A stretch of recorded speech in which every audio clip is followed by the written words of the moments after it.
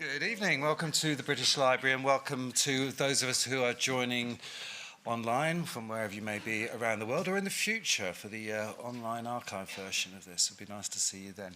So yes, today is a very special event. Obviously, we really, as a national institution, wanted to mark this moment, the national anniversary and the international anniversary of VE Day, Victory in Europe Day, which we are delighted to be in the presence of a fantastic historian, Antony Beevor, together with Anita Anand, to go into some of that history, some of those stories, what happened and what it signified both at the time and subsequently. What is the legacy of that moment? What does it mean?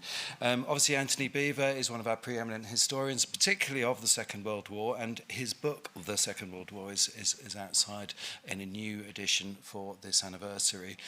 He'll be available to sign a few copies briefly afterwards if you'd like to get one. And he'll be talking, initially doing a short presentation and then talking with Anita Anand, who's a very well-known broadcaster and author in her own right. She also has a book out there. And probably best known around the world now as the co-host of the Fantastic Empire podcast, which I believe is something like 2 million listens, probably more, 3 million? 61 million. So, well, I was going to say per episode, but is that in total? Well, 61 million and counting per episode. So I will leave them to it. Please welcome to the stage Antony Beevor and Anita Anand.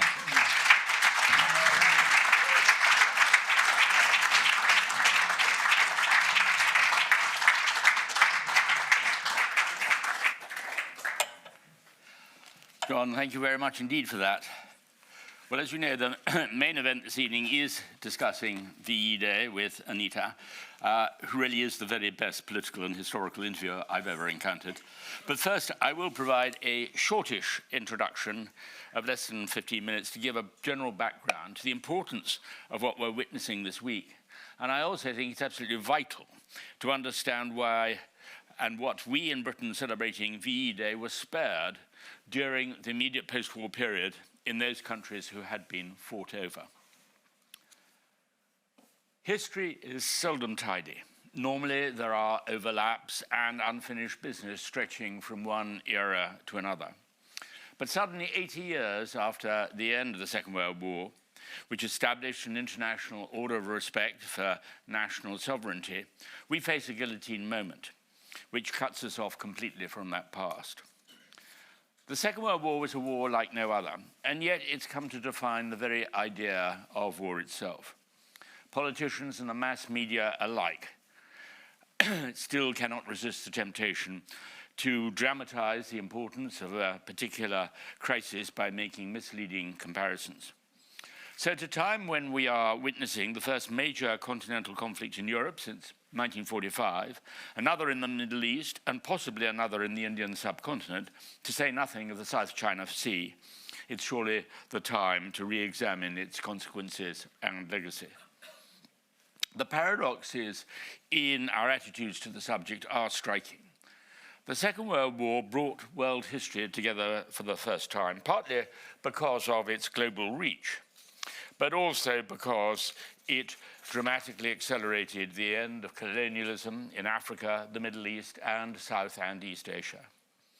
And yet, despite its overwhelmingly international character, every country involved created and then tended to cling to its own national narrative of the great conflict. German historians rightly describe the First World War as the original catastrophe. Yet it was the Russian Civil War, with its unbelievable cruelty, destruction, and famine, which set the pattern for the 20th century, and to an extent, even for today's crisis. Its unprecedented horrors created a polarizing fear between whites and reds, then communists and fascists. And this, in turn, led to the Spanish Civil War and the Second World War. The Spanish socialist prime minister, Lago Caballero, exulted in his nickname, the Spanish Lenin, and spoke of annihilating the bourgeoisie. And on the right, Calvo Sotelo retorted with equally terrifying threats against the working class and unions. The vicious circle of bloodthirsty rhetoric made civil war almost impossible to avoid. Words do kill eventually. Some say this long war of the 20th century lasted from 1914 to 1945. Others prolonged the period until the collapse of the Soviet Union in 1991, seeing it as an international civil war. It is even hard to reach agreement when the Second World War began. Each country has its own historical version of events because experiences and memories of it are so different. For Americans, the war started in December 1941 with the Japanese attack on Pearl Harbor and Hitler's declaration of war on the United States a few days later. Vladimir Putin, meanwhile, insists that it began only in June 1941 when Hitler invaded the Soviet Union. He angrily tries to whitewash Stalin's own invasion of Poland in September 1939 under the secret protocols of the Nazi-Soviet pact, blaming the British and the French and the Poles, as well as, of course, the Jews, for the outbreak of the war. Not surprisingly, such conflicting interpretations continue to influence the worldview of different nations 80 years on. Putin's pick-and-mix version of Russian history combines both Soviet sacrifice and heroism from the Great Patriotic War, as they called it, with the Holy Slav Orthodox beliefs of the whites after the 1921 defeat in the Civil War. This thesis is still propagated by Putin's ideologues, Alexander Dugin and Vladimir Medinsky. It justifies the great Russian supremacy over the whole of the Eurasian landmass from Vladivostok to Dublin. The idea, with its reactionary religious hatred aimed at liberal Western Europe, even seems to appeal to some within President Trump's entourage.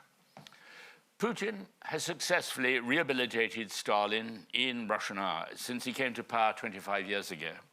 He claims that the Soviet Union could have won the war against Nazi Germany on its own. Yet Stalin, Khrushchev, and Marshal Zhukov all privately acknowledged that the country could never have resisted without American aid. And one thing Putin will never admit is the reason for the Ukrainians' hatred towards Stalin's regime. At one surprising moment during an informal meeting between Stalin and Churchill, I'm almost certain it was in October 1944, the British Prime Minister asked Stalin what he regretted most in his life. Stalin reflected and then quietly answered, the killing of the kulaks, the rich peasants. But this term includes the Holodomor, his deliberately inflicted famine on Ukraine in 1932 to 1933, which killed more than 3 million people, having reduced many to cannibalism. In the combatant nations, hardly any life was left untouched by the Second World War. Having lost a fiancé killed in action, many women never married or had children as a result. Women suffered in other ways. Their returning menfolk could not cope with the very way that they'd taken over the running of everything, and it made the men feel redundant. It was even worse across continental Europe. In Germany, men returning from imprisonment heard of the mass rapes, mainly by the Red Army, and felt humiliated that they had not been there to defend their women. Then, when they found that the women had dealt with the trauma in the only possible way by talking about it amongst themselves, they found it even harder to handle. In France and other occupied countries, men returned from prison camps and forced labor in Germany to wonder how their women, without any means of support, had managed to survive without them. This often raised false suspicions of a relationship with an enemy soldier or a black marketeer. During the war and soon afterwards, when so many women desperately needed to make ends meet and to feed their children, amateur prostitution in some form or other was a widespread phenomenon in Western Europe and behind what would soon be the Iron Curtain, and even in some cities in Britain. Not surprisingly, as a result, the early 1950s soon produced a reactionary society, socially and religiously, in many countries. The Second World War led straight into an intense political conflict with revenge and misery and appalling brutality. This became increasingly clear in its immediate aftermath. War in Britain, we in Britain were spared the worst of it, and we should never forget that. At La Courtine in France, former Red Army soldiers who'd been captured in German uniform in Normandy were handed over to Soviet officers, who executed any potential leaders in the nearby woods. The rest were then transported back to the Soviet Union for further filtration and sentenced to slave labor in the frozen north. On the 17th of May 1945, the British 5th Corps headquarters at Klagenfurt in southeast Austria ordered all Yugoslav nationals in the Corps area to be handed over to Tito's communist forces as soon as possible. More than 20,000 anti-communists were shot. Even today, a number of the mass graves have still not yet been fully investigated. The British also handed over Cossacks from the SS Cavalry Corps to Soviet authorities, although they could easily imagine the fate which awaited them. The reason was that the British government feared that the Soviet authorities would hold on to British prisoners of war liberated by the Red Army's advance across Poland. If they did not return Soviet citizens, even against their will, as had been agreed at the Yalta conference. In northern China and Manchuria, the Red Army rounded up 600,000 Japanese soldiers from the former Kwantung Army. They were all sent to slave labor camps in Siberia and literally worked to death. Right across Europe, displaced persons, as the mostly former slave laborers were called, attempted to make their way home. Many had no idea what nationality they now held. During the Second World War and afterwards, frontiers across Central Europe were redrawn arbitrarily by the Soviet victors, most of all. Populations, including those of large cities, were uprooted. Paramilitaries, secret police, and troops evacuated or, in some cases, killed the victims. Stalin forced the Allies at the Yalta Conference to accept that the whole of Poland was to be shifted to the east, to the west. The Red Army then carried out the largest operation of ethnic cleansing in modern times.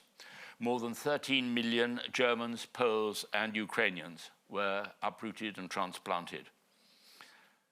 In August 1945, as the Potsdam Conference progressed, Stalin's desire to extend Soviet power in many territorial directions became apparent.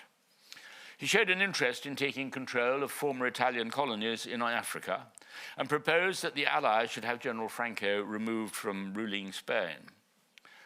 Churchill's worst fears would have been aroused if he had overheard an exchange between the American ambassador, Averell Harriman, and Stalin during a pause in the talks.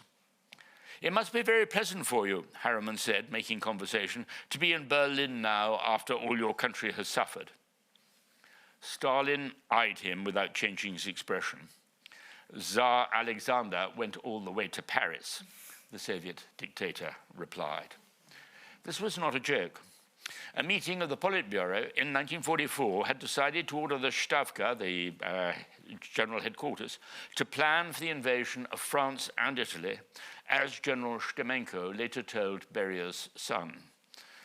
The Red Army offensive was to be combined with a series seizing of local power by the local communist parties. In addition, Stemenko explained, I quote, "A landing in Norway was provided for, as well as the seizure of the straits with Denmark. It was expected that the Americans would abandon a Europe fallen into chaos, while Britain and France would be paralyzed by their colonial problems." The Soviet Union possessed 400 experienced divisions ready to bound forward like tigers. It was calculated that the whole operation would take no more than a month. All these plans were aborted when Stalin learned that the Americans had the atomic bomb and were putting it into production. Stalin apparently told Beria's father that if Roosevelt had still been alive, we would have succeeded. This, it seems, was the main reason why Stalin suspected that President Roosevelt, whom he'd hoped to manipulate by pretending to be his friend, had been secretly assassinated in an anti-communist plot. For better or for worse, the Second World War shaped the world we live in. One major legacy was, of course, the invention of the atom bomb. It became a subject of horror and many regard Hiroshima and Nagasaki as a war crime. And yet, considering that the Japanese Imperial General Staff still wanted to fight on until the emperor actually forced them to accept the Potsdam Declaration, far more Japanese lives were saved by this abrupt shortening of the war than those killed by the two explosions. The army commanders, the Imperial Japanese army commanders, were prepared to sacrifice up to 18 million Japanese civilians by forcing to fight with bamboo spears and satchel charges strapped to their bodies as suicide explosions, to resist any Allied amphibious invasion of the home islands, which was the only other way of bringing the war to an end. The Allies wanted to save the lives of American, British, and Australian prisoners of war starving to death in Japanese camps. Yet far more people over all of the Far East, the Pacific and Southeast Asia, in fact some 400,000 a month, were dying from famine in the areas still occupied by Japanese forces. In an atrocity ordered by Tokyo, the Imperial Japanese Army and Navy garrisons were ordered to resort to self-sufficiency. This was a euphemism for slaughtering locals or prisoners of war and eating their meat. The Allies suppressed the subject and never brought it up at the Tokyo war crimes trials because it would, of course, traumatize the families of all those who'd lost loved ones through Japanese imprisonment, making them wonder how they had died. So, in fact, the introduction of such a terrible weapon as the atomic bomb could save so many lives was one of the outstanding moral paradoxes of the Second World War. In the Far East, the defeat of Japan would eventually pave the way for the rise of modern China, with its resentments for all of the past humiliations, especially of the 19th century. The fate of the European empires, British, French, and Dutch, had already been sealed by their collapse in 1941 and 1942. At the same time, the Second World War obviously contributed to the rise of both the United States and the Soviet Union to superpower status, creating a bipolar world. It also gave birth to the United Nations. The UN was very much Roosevelt's dream, and at Yalta, he was even prepared to let Stalin have complete control over Poland to achieve it. The key objectives were to safeguard the respect for sovereignty of countries and to prohibit armed aggression and territorial conquest. And this is particularly relevant today, especially after the astonishing vote of the 24th of February of this year, when the US voted alongside Russia and refused to condemn Russian aggression and war crimes against Ukraine. The Second World War also led to the Cold War. Many used to assume that it started in 1947 with the Clay-Robertson Agreement to develop the western zones of Germany in industrial terms. That is certainly when it intensified with Stalin's order in September to European communist parties to dig up their weapons and to seize power. But in fact, Stalin had been so traumatized by Operation Barbarossa, the invasion in June 1941, which he'd refused to contemplate, that he was determined to create a cordon sanitaire of satellite states across southern Europe so that the Soviet Union could never be taken by surprise again. Thank you very much. And now I will submit myself to Anita's interrogation.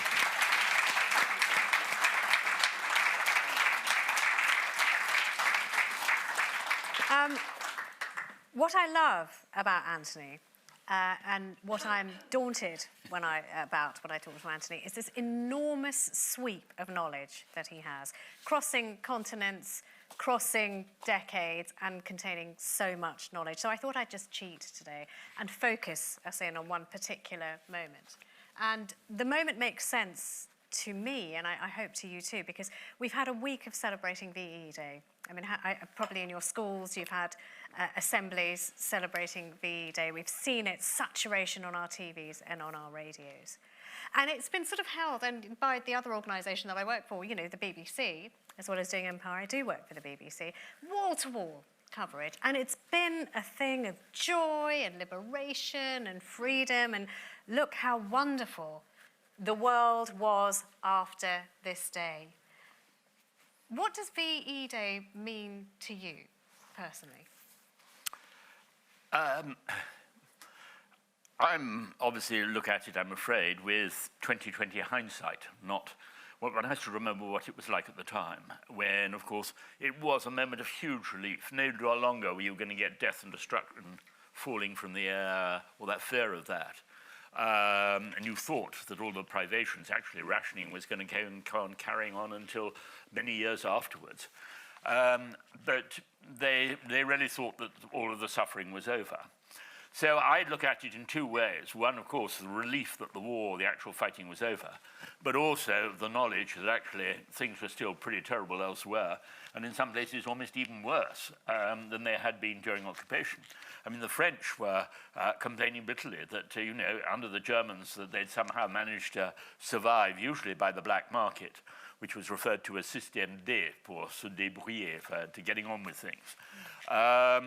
And in some ways, there's another paradox here. You see, the British were so much more respectful of laws and regulations that although, yes, there was quite a large black market here, it wasn't like it was in occupied Europe, where people had to have the black market to survive, otherwise they would literally have starved to death.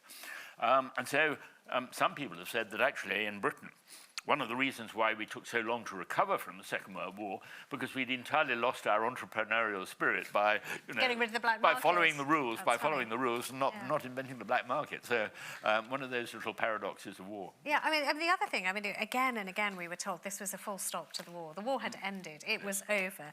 Was it truly, and I know it carried on in Japan and for America for a while, but in Europe, was it really the full stop that it has been presented as? Well, in fact, there was still fighting going on even after while the celebrations were there. But one of the paradoxes, of course, which we tended to overlook, was that the war, of course, so many millions of lives had to be lost because of the life of one man, and that was Adolf Hitler.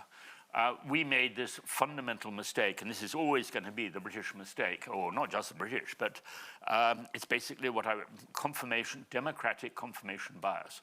We do not understand dictators and their entourage.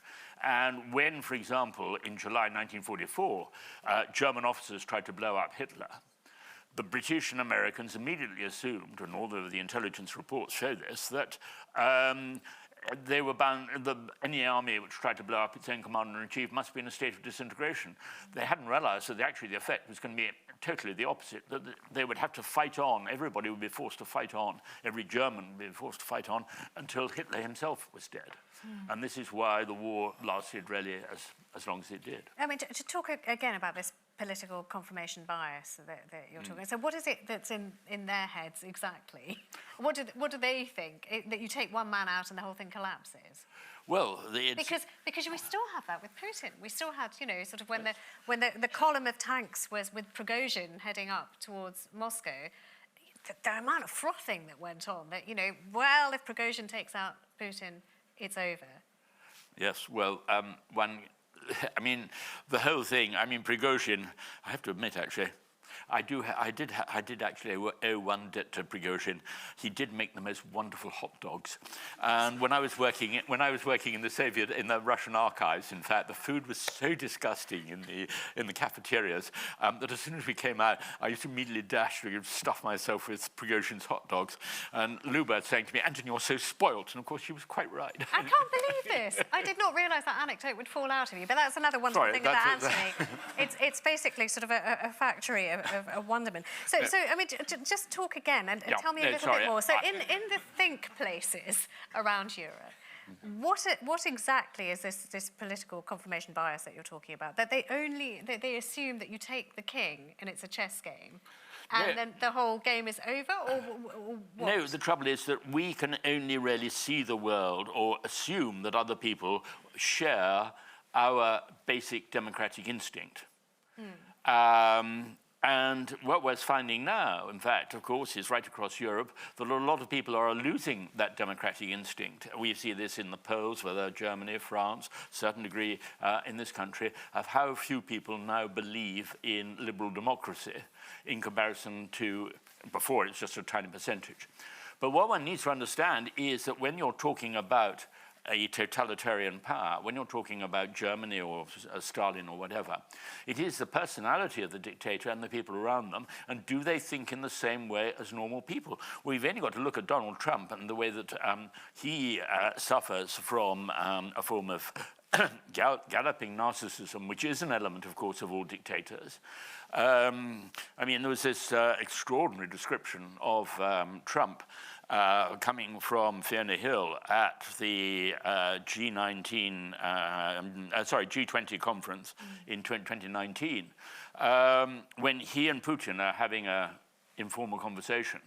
And Putin sort of, to sound friendly, sort of said, oh, actually, secretly, I've been doing a lot to help Israel. And Trump replies, nobody's done as much as me to help Israel.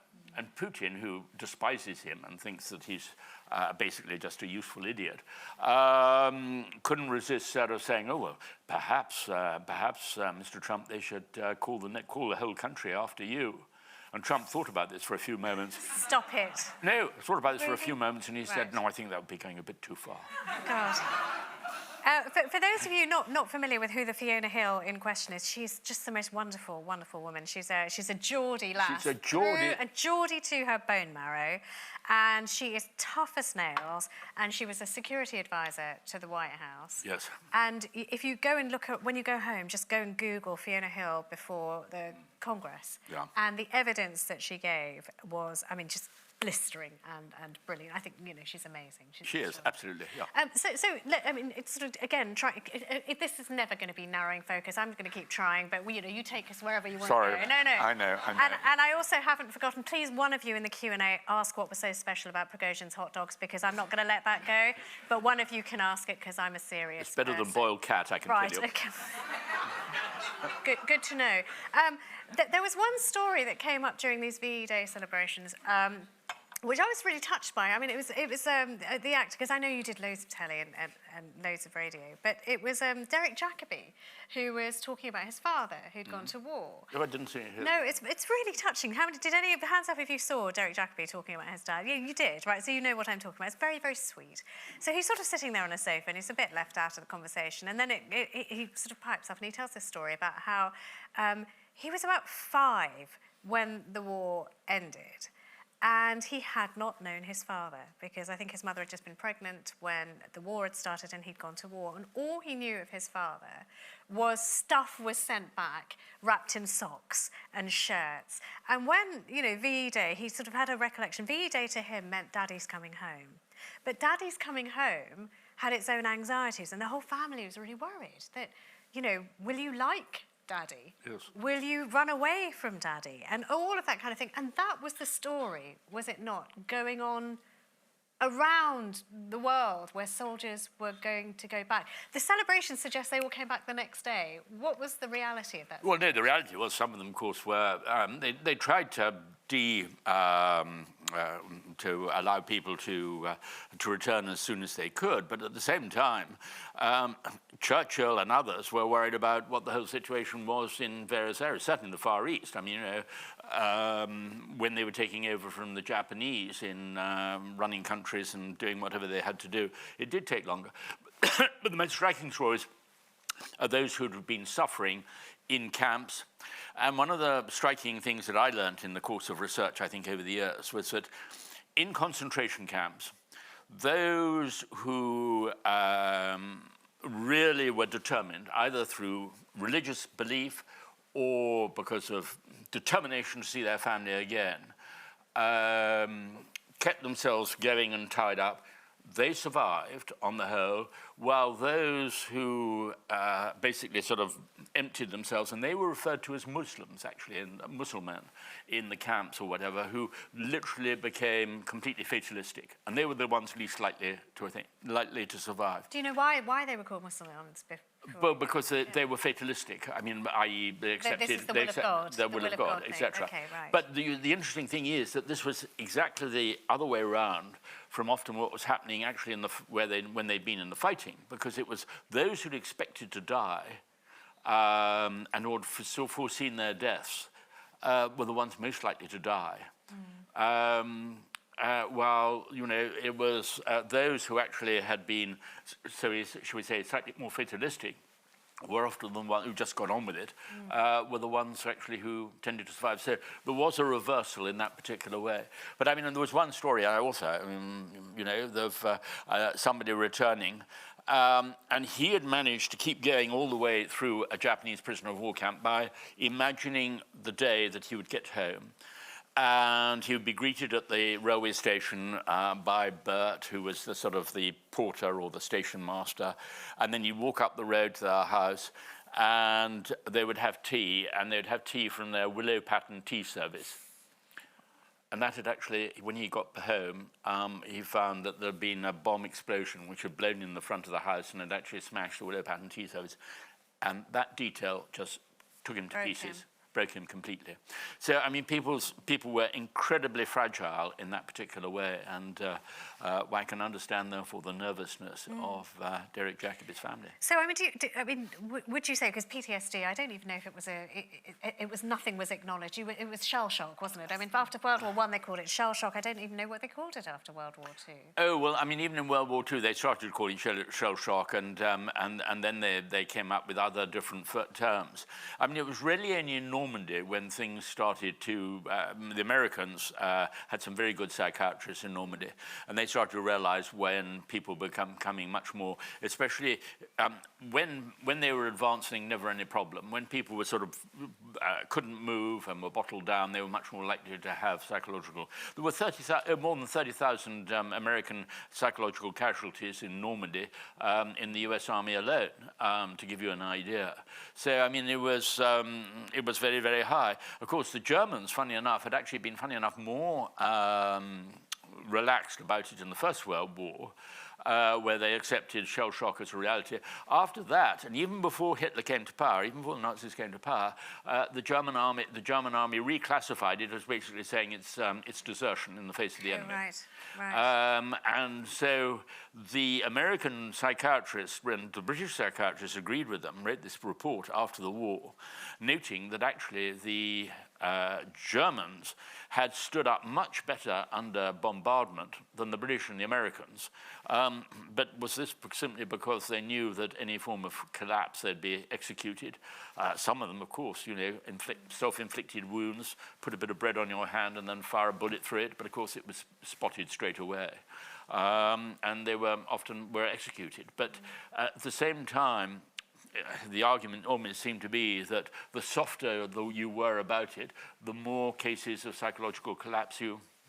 So I mean, yeah. So I mean, that's desertion when war is happening. I you know, I've been obsessed with Derek Jacobi's dad basically for a week, I think. But it sort of set me thinking about the way in which these boys, often boys, came home.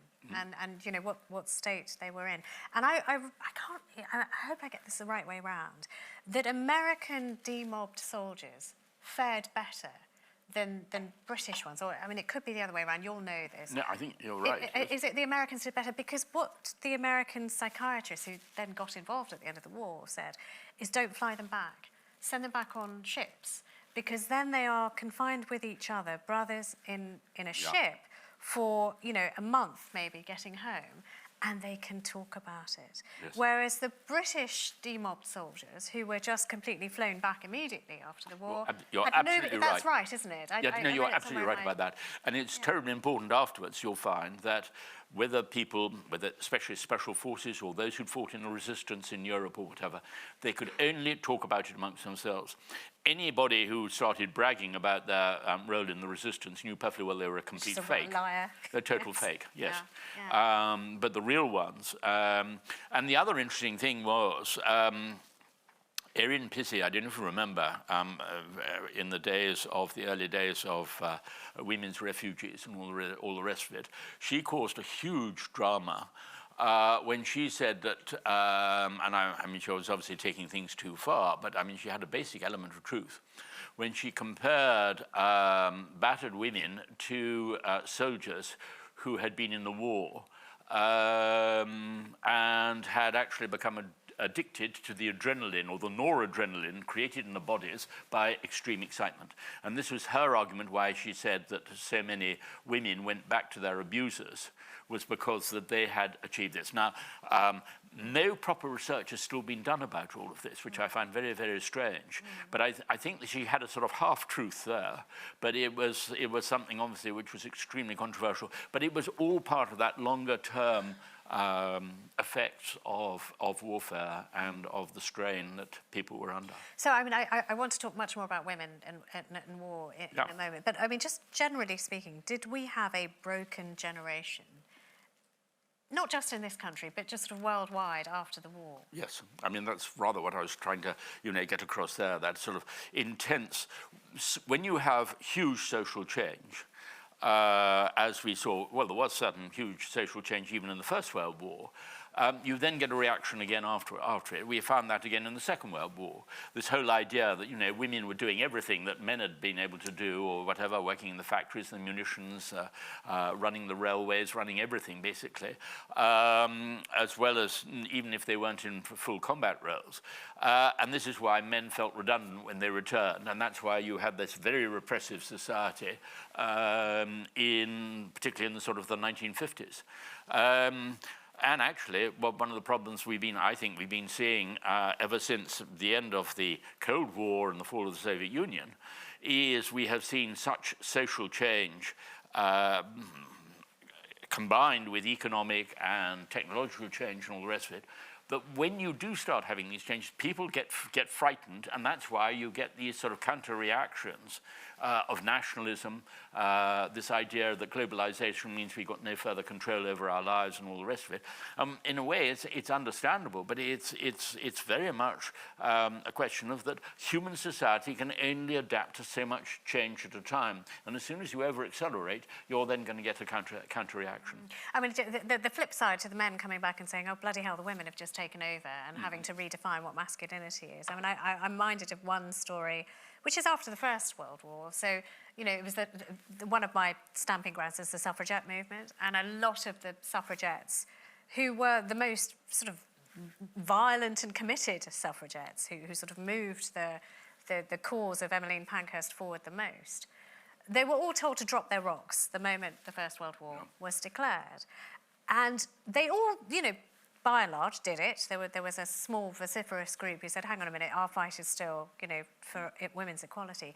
But a large number of these women, really significant number of these fantastic women, went to go and serve on the front line and in the most dangerous places. There's this woman called Evelina Haverfield who, demonstrating for women, punches a policeman in the mouth and sort of is dragged screaming to prison. And she ends up being, an ambulance driver in Serbia. So women suddenly had this identity, which after the end of the First World War was completely taken away. And you have that kind of almost nervous breakdown of what are we here for now? Hang on a minute, we've just done a thing. What are we actually here for? On women, since you were talking about civilian life and you touched on it, the barbarity suffered by women in Berlin in particular. Can you speak a bit more to that? Because I think it's one of those things that kind of hop, skipped and jumped over. But well, I was in a difficult position in a way because we'd had access to the Russian archives at a time, and this for the fall of Berlin. And Helga Sander, a German women's historian, had done the sort of first book about the mass rapes in Germany. And she was one who came up with the original figure, with that figure of 2 million women suffering mass rape in Germany. Well, I mean, that's without the Poles and the Hungarian women and others. And the whole question was to try to understand it. I mean, it's very easy to define rape in war as an act of war or as a strategy of war or whatever. But that actually in many ways is misleading, because what we were finding was it was the way that Russian soldiers had been so humiliated by their own officers and commissars and all the rest of it, that actually they were burning to take that out on... To hurt someone else. To hurt somebody else. And of course, the women, and particularly the women of a conquered nation, were the the obvious targets. What was interesting was that the way, and I didn't know, and actually Catherine Merida was wonderful, helping me, very good historian, helping me on sort of, she's saying, listen, what you've got here is very important material, but you're going to get clobbered if you don't get it sort of in the right context or whatever. Because what one found that was in the first wave, as they went into East Prussia in January 1945, it was pure sadism. But by the time they got to Berlin, it had already changed into, they were going around with torches to pick out the most attractive ones and all the rest of it. And then even in some cases, you know, they would actually sort of establish a relationship because for the women, the only way, in fact, was actually to be protected by one man. Yeah. And so when Gailey von Hauser and I were doing our interviews with rape victims in Berlin at the time, you know, we found all of these stories were actually sort of confirming each other. I mean, how did you even sit down and do it? Because there is this one book which actually I found so harrowing that now I've... Christine Lamb's. Not Christine Lamb. No, Christine is fantastic. I love Christine Lamb. But it was called Diary of a Woman. Oh, yes, yes. Well, I did the anonymous. introduction. Yes, You did the introduction. Yes, I read it many, many years ago. And it didn't even have the author's name on it. But it's an account of the moment that the Soviets arrive in Berlin. And it's about, you know, sort of mothers hiding their children, their daughters in crawl spaces or in attics because they know rape is coming. And it's going to be mass rape and awful brutality. And as you say, you know, the one way to survive is to pick one senior Soviet soldier, a red soldier, and say, I will be yours, don't let them hurt me. Yeah. And it's an utterly harrowing read. And she wouldn't ever put her name to it. And I think until today, it's banned in Russia. Nobody's allowed to read it. Oh yeah, in it's banned. It's banned in Russia, but certainly. Yeah. But I mean, in Germany, it was actually then withdrawn for a long time because there was an outrage at the time, because sort of, you know, it felt it reflected badly on German womanhood. So how did you get them to talk to you? I mean, I'm really interested because it seems like the most, even just reading that diary, and it's a day-by-day account of how this woman survives this appalling prospect of starvation and sexual violence. How did you get them to tell you what happened? Well, I was hugely helped by the BBC to a certain degree because they had already created, through all of the films done by Time Watch, Lawrence Rees, a vast data bank. So we already had some, and then it was a question of sort of people would then introduce you on. And I was working with Angelika von Hauser, who had, I think, suffered a lot herself in childhood with illnesses and so forth, and was wonderfully sympathetic and brilliant in that particular way. And I would stay very much in the background and let her do most of it. Yes, I assume talking to a man is not the No, I'm well aware of that. Some of them were extraordinary. I mean, there's one called Amanda Freeland, who has been an actress who'd had to fight off Goebbels. I can imagine in sort of, I mean, who was known as the goat of Babelsberg, you know, when she was sort of filming. But I mean, she recounted and told us. She said, and the trouble was her husband kept on breaking into the room and trying to get us to stop because she was sharing the cupboard in which she tried to hide, which they dragged her out of, and all the rest of it. But I mean, she was robust. But I mean, there were others. There was one woman who obviously was seriously psychologically damaged because she was trying to persuade us that she had managed to to kill and strangle the Russian soldier who'd raped her mother. Well, Gailey and I, immediately afterwards, we knew perfectly well that actually she was the one who had suffered. And this was her way of trying to... make it one step away. And there was her husband sitting in the background trying to sort of disappear, but knowing perfectly well that the story was a fantasy still dealing, whatever this was, 30 years later, 40 years later, you know, with what she'd suffered at the time. I mean, to me, all of those are just bits of memory that must affect you so much. Is there one particular civilian narrative, not necessarily from a woman, but from somebody from that period in time that particularly sticks out and affected you? Well, I mean, there are so many. I mean, I remember also being corrected in. I mean, you know, one of the things you do learn as a historian is how wrong you can be occasionally. As a young officer in Germany, back in the 1960s, I remember going into bolstered concentration camp and seeing a sign there which said, "Oh, Juifs français qui sont morts pour la gloire de la patrie," the French Jews who died for the glory in the fatherland, which horrified me.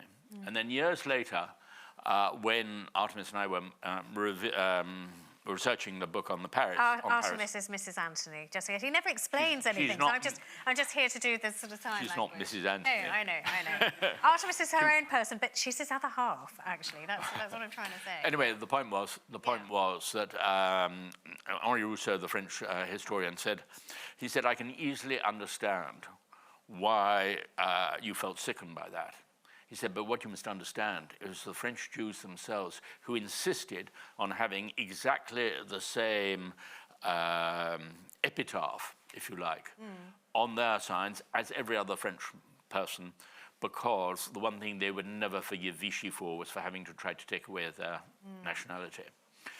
And that also, I mean, there are other stories. I mean, there was one, for example, which I came across in the French National Archives, which were the sort of closed ones of the DST, the French secret police, of a German woman, a German farmer's wife, who had fallen desperately in love with the French sergeant who'd been put as a prisoner of war working on their farm, while her husband, a heavy German farmer, no doubt, was sent to the Eastern Front. And the war comes to an end, and the French the French sergeant is repatriated.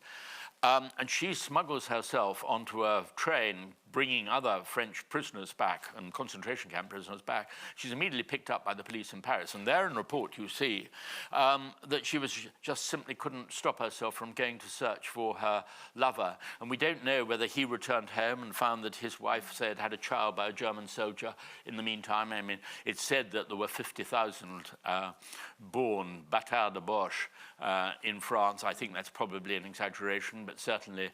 Bâtards de Boche, meaning the bastard children of a German. Right. I mean, there's a huge still debate going on in France in that particular way of collaboration horizontale. So, I mean, all of these sort of moral quandaries of that particular period of what you did to survive. Ernst Jünger, the great German writer, as he rightly said, from the, shall we say, the privilege of the Tour d'Argent restaurant, said that, of course, in war, food is power. And that was exactly the case. Food is power. Yeah. The need for it. The need for it, yes. Desperation. One thing that, again, you sort of touched on, which I'm obsessed with, is towards the end of, when it was becoming certain that Hitler would be defeated, you had this extraordinary conference that took place called Yalta, which, again, let's refocus our minds on Ukraine and what is Crimea, which is now in Russian control. But Yalta itself was this amazing coming together of the big three, as they were called. So you had Roosevelt, Churchill, and Stalin. And the psychodramas that went on during this 8-day period that changed the world are extraordinary. You touched on this thing where Stalin thought that he could make Roosevelt feel like his best friend, get whatever he wanted out of him, i.e. move Poland, take a lot of Polish land. But also Roosevelt did think that he could manipulate Stalin and make Uncle Joe do whatever he wanted. They were all really stupid about each other, weren't they? Well, no, again, it's this idea of just not being able to understand somebody coming from a very, very different direction. And this is, again, what I was saying about democratic confirmation bias. Of somehow believing, I mean, all of these theories in the British press and everybody, people thought, oh, well, actually, it's Molotov who's the hard one. It's not Stalin. Molotov, nicknamed Stone Arse, because he always said no. That was his nickname. Oh, yes, well, he had other nicknames too, but right, Molotov, okay. the hammer. Yeah. But I mean, this is why people tended to get it completely wrong. And then people also thought this was the case with Hitler and his entourage. They'd always try and believe, quite often, that this terrible leader actually was really a Count Deneath. And it was like in Russia with the Tsar, the Tsar is holy and loves the peasants or whatever. It's just the courtiers around him who are corrupt. And this is a mentality which still But, I mean, everything was at stake. So this was, again, you know, we're now living in a world... Yes, but, sorry, Tehran actually was almost, in a way, more important. Tehran established the strategy, which basically Yalta then... Had to rubber stamp. Rubber stamp. But everything could have been ripped up at Yalta. And Yalta, to me, Yalta is kind of like... I don't think so, because Stalin had all the cards. He had all the cards, OK. Can I tell you one cool story, which I love about this, which is just how petty and weird this all gets between three big leaders who are deciding the fate of the world. Do you know the story about the Roosevelt martini? It's such... Yes, I think I do. Remind me, It's such a stupid story. So they're all trying to show each other that they're, you know, socialists and they all really love each other and they can really come to an agreement, and all of them want different things. You know, Russia wants great chunks of Poland. Churchill doesn't want to give them any Poland and wants to have, you know, the Polish government in London installed. And Roosevelt desperately needs the Russians to come and help him fight Japan. So they all have their own, and the United Nations, you know, so they all have this thing. So Stalin comes to the palace that Roosevelt has installed in, and Roosevelt, trying to be the most solicitous man, welcomes him in and mixes him a martini, and with his own hands, as this great honour to, you know, Stalin.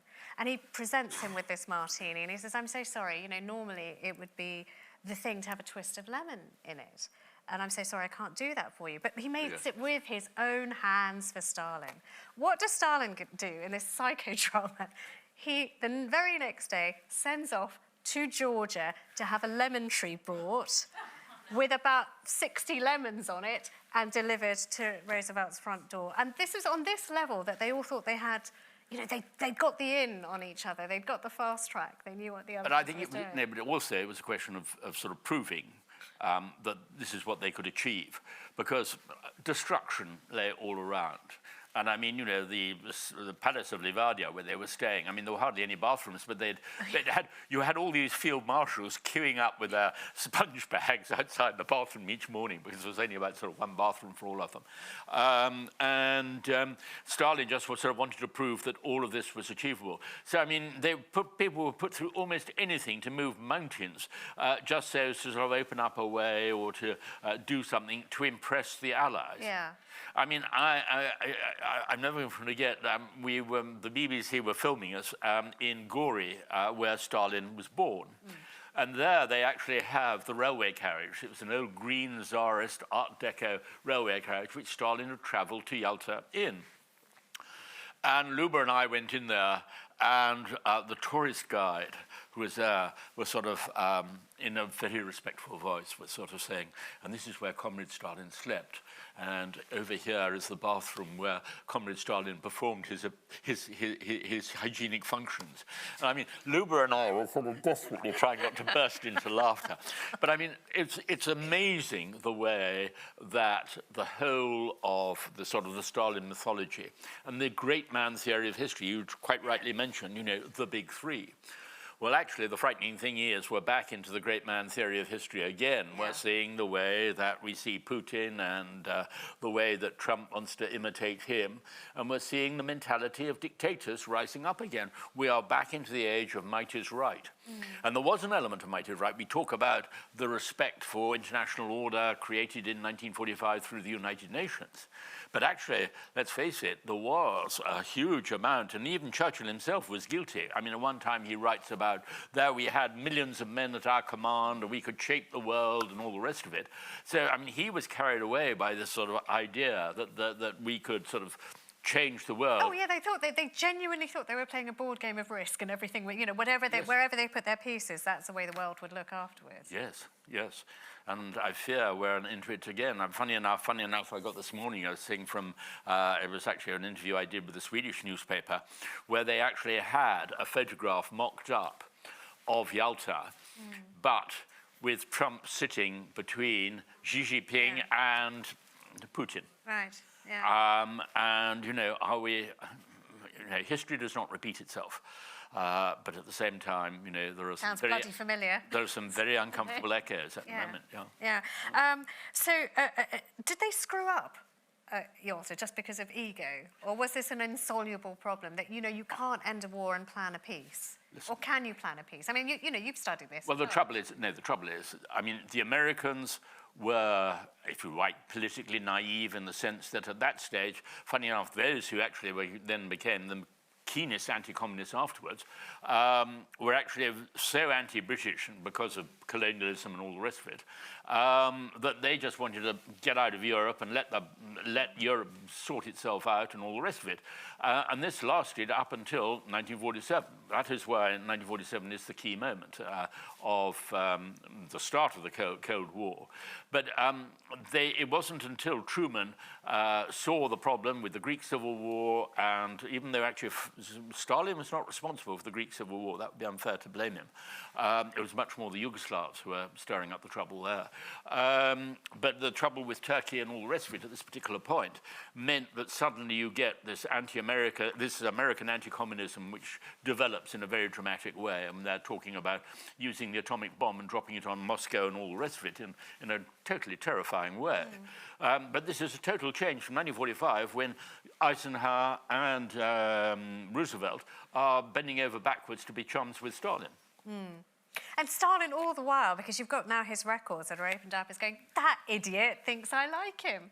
Yes. That moron thinks I'm fond of him. I gave him a lemon tree. He was really impressed. I mean, you've got now access to the records where they are literally all mocking each other and where their own sort of aide-de-camps are going, what is wrong? You know, the people surrounding the big three are looking at their leaders going... Look at Putin and Trump. Yeah, it's an odd thing. I mean, you know, the useful idiot period is back again. You talked about the dropping, and I'm going to open it to questions in just a moment. And this was just a thought. I mean, you said about, and you mentioned it again, the dropping of the atomic bomb and how many lives it saved. That's hard for a lot of people to hear. It is. Of course it is. But you've only got to go through the details of what was actually said at those last imperial conferences and the way that the Japanese military, because they felt they had sacrificed so many lives already of their own men in the war, and for no advantage whatsoever. I mean, it had been a total disaster, the whole of the Japanese declaration of war and all the rest of it. Admiral Yamamoto knew at the beginning it was an absolute wild gamble. So from that point of view, they felt deeply, in a way, guilty but responsible. And that is also why they were prepared to fight on and believe that the whole country should commit suicide with them, because of their whole idea of seppuku and honor and all the rest of it. It was a suicide, rather like Hitler wanted the German nation. They didn't deserve to survive him. This was very much the Japanese attitude. So, as I say, 18 million were going to be forced into these militias who were to resist the American-British amphibious invasion, which we planned for 1946, if the war had carried on. Now, let's get any the British and the Americans, and particularly the Americans. There was a very large racist attitude. I mean, the Japanese were racist in their own attitudes, and so I'm afraid were, of course, the British and the Americans. And there was no question of doing it to save Japanese lives.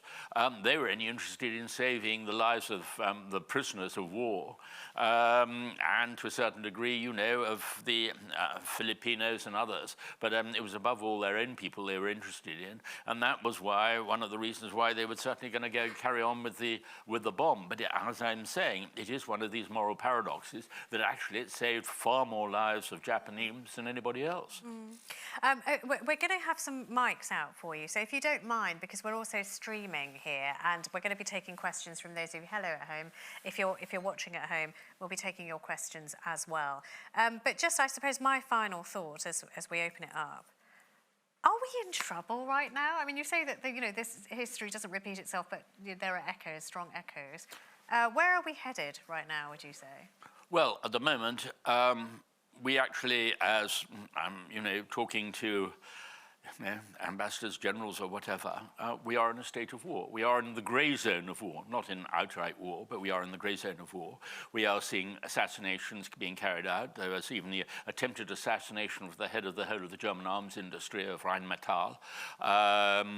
The attack on pipelines and cables and all the rest of it. And the way that the GRU, the Russian military intelligence is using criminal gangs in Europe by much cheaper and easier to deny, getting them to do attacks and sabotage. So that doesn't mean that we are going to be actually into a conventional war.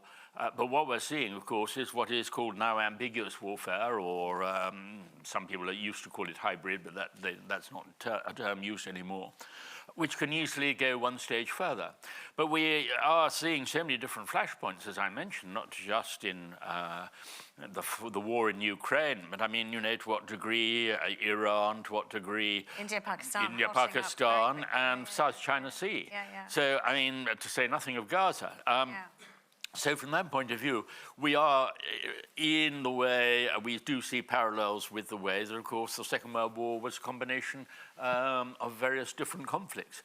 But it doesn't necessarily mean it's going to happen. I hope to God that it doesn't, because we know perfectly well how appalling the consequences will be, especially if there was a war with China as well in the Far East.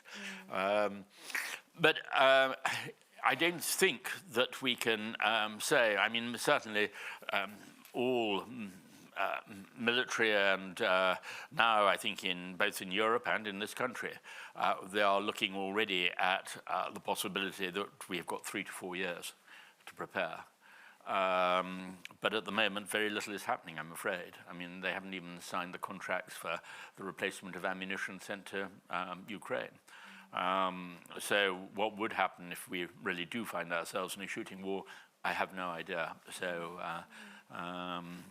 but I mean, it's also a bit like a pinball game. I mean, the consequences of one event are bouncing off in totally unpredictable angles in others. And I don't think that anybody who makes any predictions about what's going to happen, frankly, can possibly have a serious clue. So I always find it's always a paradox that on news programs, they invite on historians to ask what's going to happen in the future, when you have to try to pretend that history is not a predictive mechanism. Yeah. Well, it's not. Doesn't mean we're not going to stop asking you. Shall we turn up the lights a bit so I can see who has their hand up? And please, yes, don't be shy. If you do the hand raise like this, I'm not going to see it, and you're going to go home filled with self-loathing because you never got to ask your question. So if you've got a question, stick your hand in the air. And who's going to be my first brave question? Oh, there well done. He is. Great. Well done, that man. Can you give him a green mic? And if there are people on this side, just catch my eye, and we'll come to you next. I was just wondering, what were the consequences and impacts of the Russian invasion of Manchuria in August 1945 on the Japanese military and morale? It's quite interesting because you've got to remember that under Marshal Vasilevsky, they did this huge sweep from basically Siberia into North China and Manchuria, which had been taken over by the Japanese. And this is where you had the Kwantung Army, which they did sort of round up.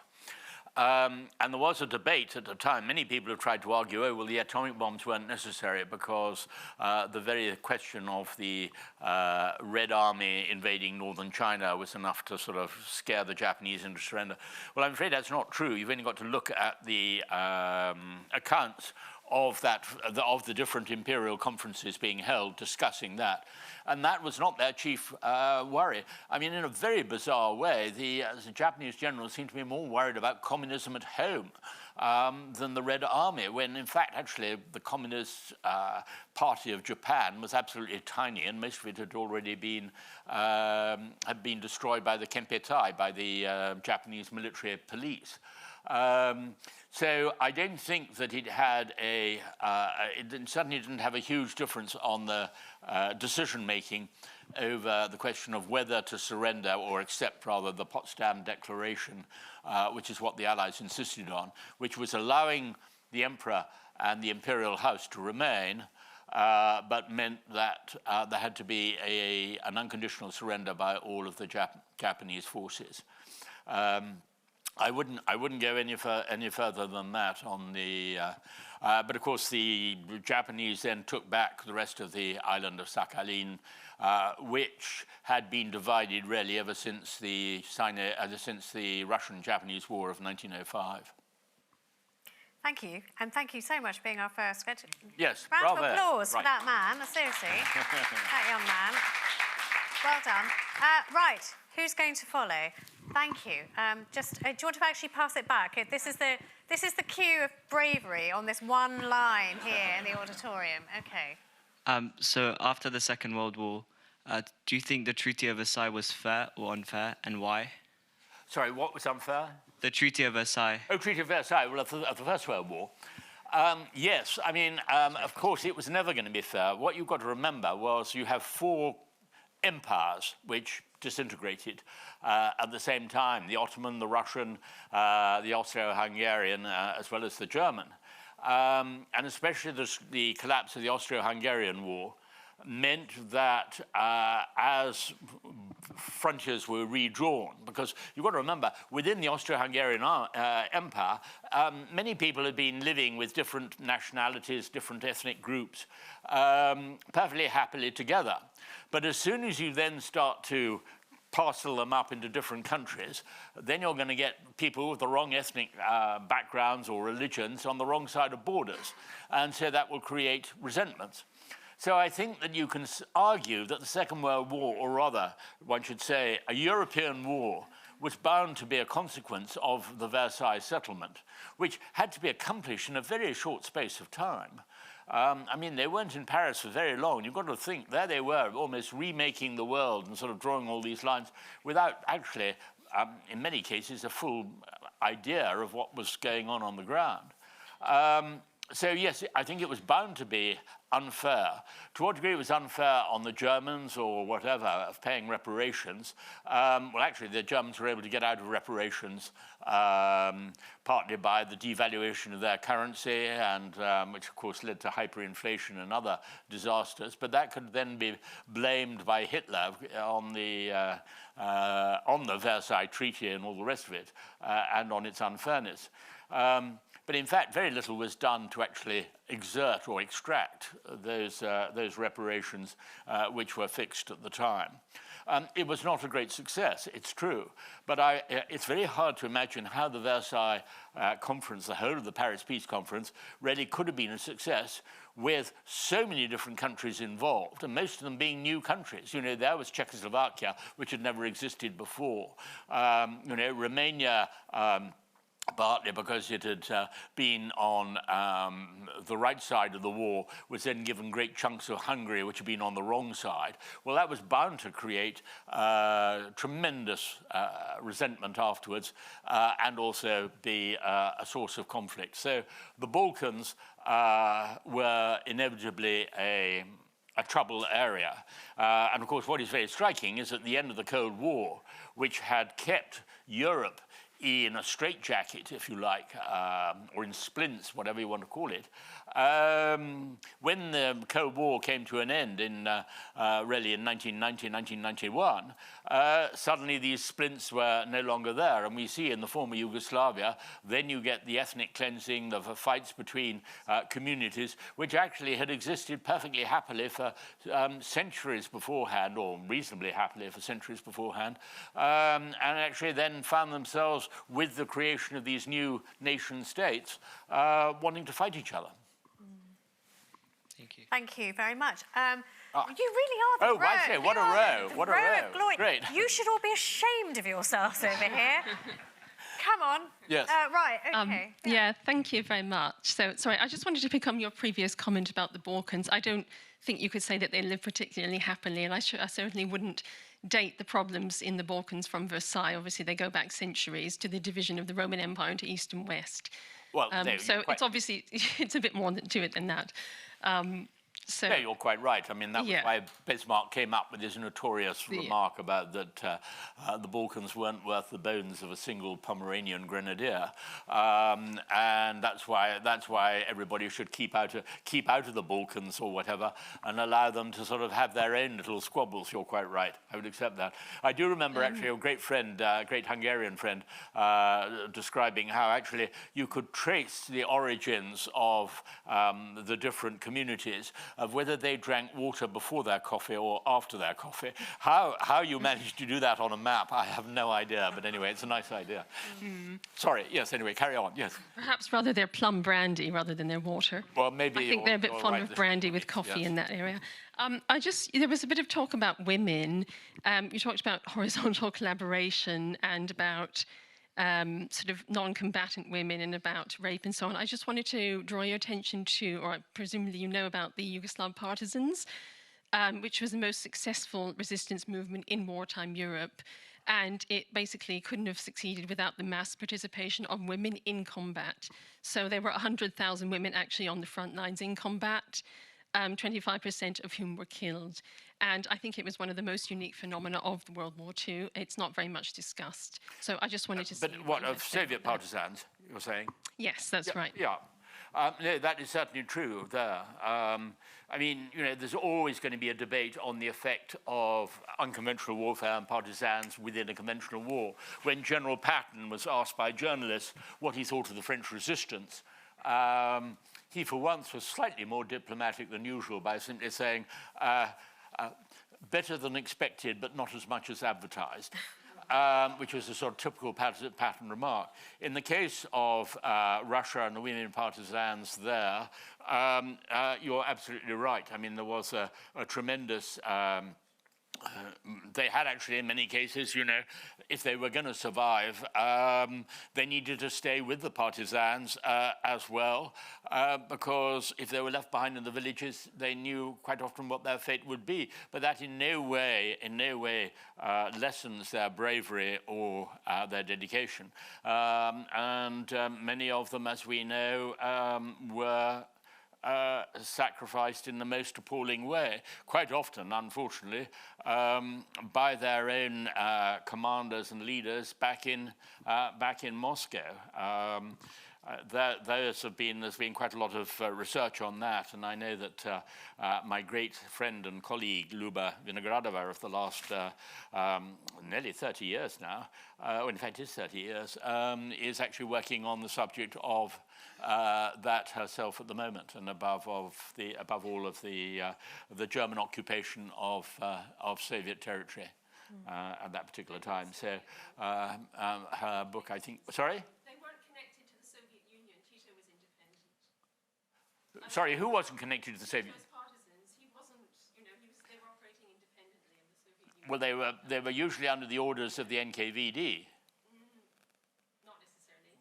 They were well, obviously there were going to be, certainly in Belarusia and certainly in eastern Poland, there were, yes, indeed, there were independent partisan organizations, but the bulk of the partisan organizations were very much controlled, and they were parachuting NKVD frontier officers into those areas to control them. Okay, well, I mean, look, let's try and see if this side of the room has nominated an ambassador to ask a question. Thank you very much. Oh, I think unfair pressure, but anyway. Well, bravo. Bravo, Okay, the man at the back. Can somebody get a microphone? Oh, the woman at the back, even better. Okay, let's go take a question over here.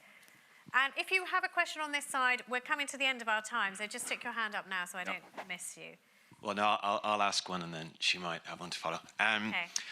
I know you mentioned the point about not being in the game of prediction, but if you are looking at Starmer today and how he's behaving, what advice would you give him if you were in a room with him for half an hour and you had a chance to deliver a presentation? Well, I'm afraid the first advice I'd give him is you've got to sign all of those contracts for ammunition replacement. I mean, we really are, I think, facing... and as everybody keeps arguing, and Professor Michael Clark arguing it quite rightly this morning at RUSI, it is far cheaper to prepare for war than it is to fight a war, and especially to fight a war which you are going to lose because you are not prepared. And we are in an appalling situation because all of the, basically the bulk of the weaponry and of the ammunition has been handed over to the Ukrainians and has not been replaced. Now, that does mean a vast increase in defense spending, which obviously many people, I mean, saw from research results this morning, there is a very substantial substantial proportion of this country believes that there shouldn't be any increase in defence spending. If anything, it should be reduced or whatever, and the money spent on the NHS. But I'm afraid that is simply because people are not facing up to the real dangers of the world today.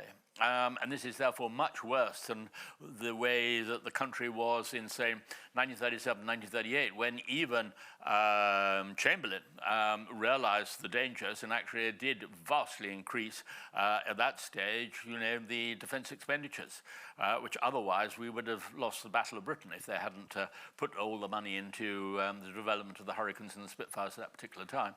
So that would be, I'm afraid, the most important priority. As far as negotiating with Trump at the moment, things actually are being done, I think, very intelligently, and that's largely due to Jonathan Powell, who's the National Security Advisor, who's spending more time than I think anybody would want to spend at the Versailles in Florida of Mar-a-Lago. And it must be a deeply unpleasant experience for him, but I think he's doing it brilliantly. Because I just did a thing in Washington very recently, and we were briefed on exactly what the situation was by the embassy. And I don't think that he could have handled things much better following Powell's advice. But as I say, as far as the threat, the international threat is concerned, he's making the right noises, but I'm afraid there seems to be a tremendous reluctance of actually acting on them. And I really am very, very scared about the future, frankly. I think it's appalling. I mean, I think of the sort of, my children's age and what they may face if things are not, if war is not avoided. It's horrific, frankly. Final question, because yes, well, I'm going to. Well, see, other rows coming in now. When I say this, I'm going to take one from the young woman over there because your row has been so brilliantly represented. Let's go to the young woman, the young lady over here. Yes, let's get a microphone to you, otherwise no one will know. If a question is asked in an auditorium and no one hears it, was it ever asked? Let's just, there we go. So first of all, I'd like to thank you for calling me a young woman, because it's a very long time since I've been called that. Mr. Beevor, thank you so much for a wonderful evening. I just have one question for you. From reading your books, one of the things that comes out is the absolute minutiae detail, of the tragedy, the cruelty, the sadness. When you finish a work, like one of your great tomes that you finished, how do you bring yourself back into life again, and what impact does it have on you? It's very interesting. At the time when you're actually working in the archives, and I was there with Luba, often Luba was in tears at the stuff we were reading. You've got to control yourself. You've got to get the stuff down accurately, but then it will hit you a couple of nights later. With Stalingrad, I remember for a very long time, I know we're talking about the hot dogs, but I'm afraid back to the hot dogs slightly. You only had to look at a plate of food and realize what that would have meant for 10 people. Yeah. And the numbers who died literally of starvation. We forget, how many were killed by famine. Think of the hunger winter in Holland, in the Netherlands. That, even as horrific as it was still nothing or very little in comparison to some of the other areas. So, yes, and at times people say, well, how do you avoid getting a sort of total nervous collapse? I did have one at the end of finishing the Berlin book, because some of the stories actually were even so horrific that you couldn't really even include them. It's easy to say. Neil Ferguson at one point accused Max Hastings and me of writing war pornography. And Max quite rightly sort of said, coming from you, Neil, that's a bit rich. But actually, in a way, I understand what he says. But at the same time, Vasily Grossman, who I think was one of the greatest writers of the Second World War, rightly said after his research on Treblinka, he said, it is the duty of the writer to write it, and it is the civilian duty of the reader to read it. Now, whether that is true, I think it is true. I think you've just got to get the detail there, because how can one otherwise expect a younger generation to understand quite how horrific totalitarian warfare is, and what it actually does to people? The way that, for example, the perpetrators wanted to remove the identity of people. And this is where, again, Grossman himself wanted to give back an identity by, even if he didn't know their names, he would talk about their professions. You know, whether they were a nurse, a doctor, a tinker, a road sweeper or whatever. Because the worst things that were done were the way that when they threw the bread over the barbed wire to feed prisoners, they would enjoy the sight of the prisoners fighting amongst themselves to get that bread. It was the humiliation of the vulnerable and of the prisoners and all the rest of it. These were the real horrors, and unless one can convey that, I don't think that the full horror of war can really be transmitted in the way that it needs to be if one is going to avoid it in the future. That's all. We are out of time, but Antony will very kindly sign some of your books. He's here for a very short time. But can you please join me? It is an absolute pleasure and a privilege to hear from such an esteemed historian and a national treasure. And if you're very good and you buy a book, he'll tell you what was in those hot dogs, because I definitely still want to know. Antony Beevor, thank you very much.